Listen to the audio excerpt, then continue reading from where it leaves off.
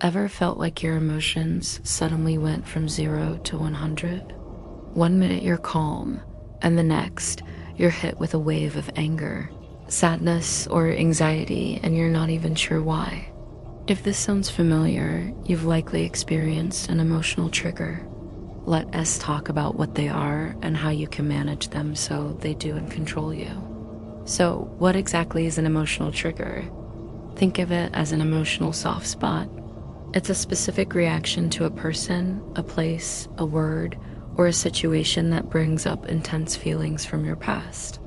These triggers are often connected to unresolved experiences or traumas.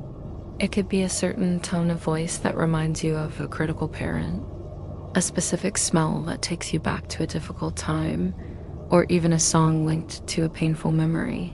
When a trigger is activated, your brain's alarm system, the amygdala, kicks in. It bypasses your rational thinking and throws you into a fight, flight, or freeze response. It feels overwhelming because in that moment, your body is reacting as if the past danger is happening right now. The first and most crucial step to managing these triggers is to identify them. You can't manage what you don't understand.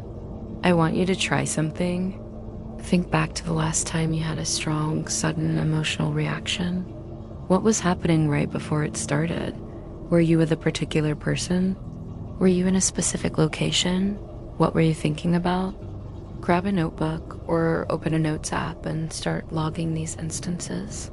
Write down the situation, the emotion you felt, and the intensity of that emotion on a scale from 1 to 10. Over time, you'll start to see patterns emerge. Maybe you always feel anxious after checking social media, or perhaps you get defensive when someone uses a certain phrase. This isn't about blaming yourself. It's about gathering data. You're becoming a detective of your own emotional world.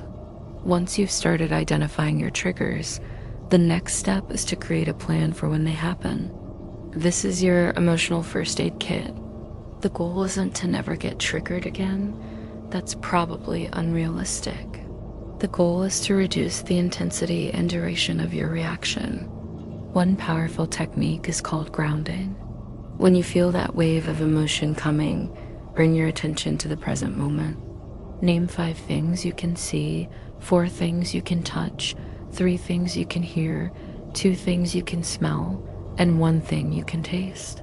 This simple exercise forces your brain to focus on your current surroundings, pulling you out of the emotional spiral. Another fantastic tool is conscious breathing.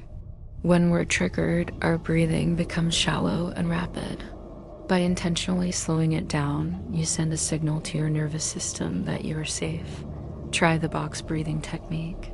Inhale for 4 seconds, hold your breath for 4 seconds, exhale for 4 seconds, and then hold for another 4 seconds. Repeat this a few times. You can do this anywhere, anytime, and no one even has to know you're doing it. It's a discreet but incredibly effective way to regain control.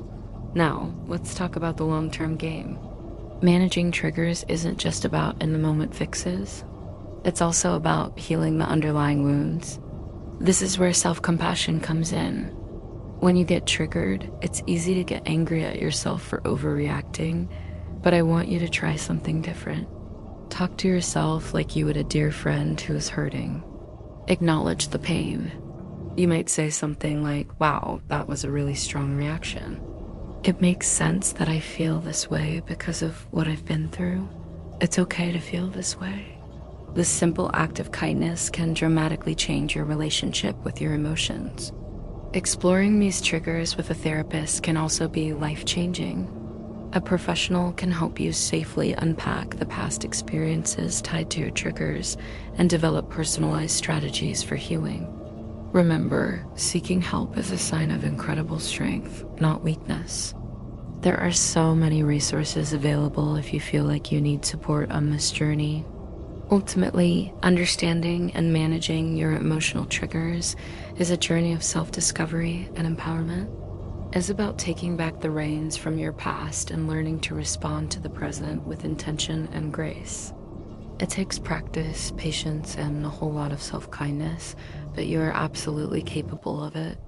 Every time you successfully navigate a trigger, you are rewriting your own story. Thank you so much for watching. If you found this video helpful, please give it a thumbs up and consider subscribing for more content on emotional wellness. Let me know in the comments which strategy you're going to try first. Take care, and I'll see you in the next one.